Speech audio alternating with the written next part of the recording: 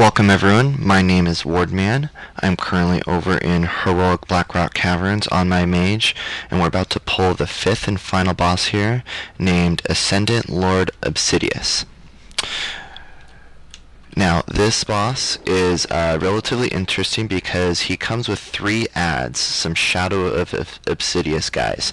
They're immune to taking damage, however they have an ability called Twitchy, which makes them reset their aggro to the person that just attacked him or currently has the highest threat at that time, not the overall threat. So tanks can't really tank them. So what you usually do is you have someone that can do damage, such as a mage, someone like a mage, a warlock, a good caster will end up kiting him. So I'm here, the mage, doing that. So I'm going to be using attacks like Frost Nova, and I'm going to get initial aggro by using Arcane Explosion, and I'm going to be using attacks like Frost Nova, and my pet, I'm going to be using its freeze ability to keep them cold, chilled, and slow moving. And every once in a while, during the fight, he's going to randomly shift to another one of his guys.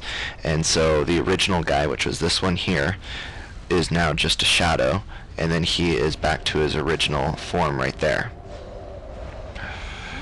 And I'm just going to be kiting him around, doing this, just constantly keeping him frozen and keeping them immobile.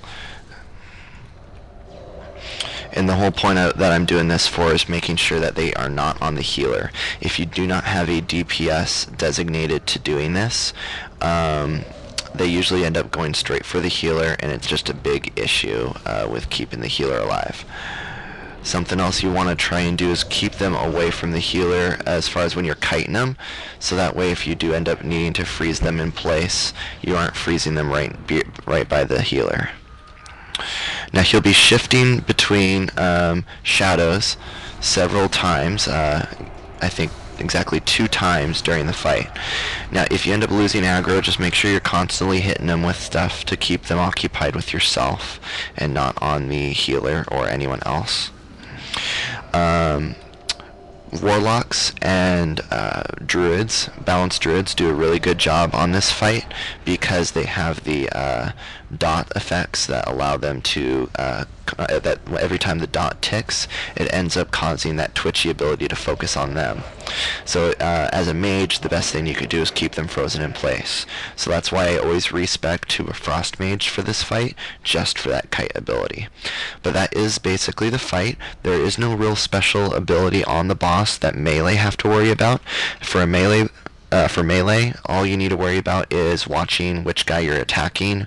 Whenever he does a switch, that you focus over to the correct guy, but it's mainly tank and spank. The only difficult part for a DPS is if you're the one kiting, and this shows you perfectly well how to do that.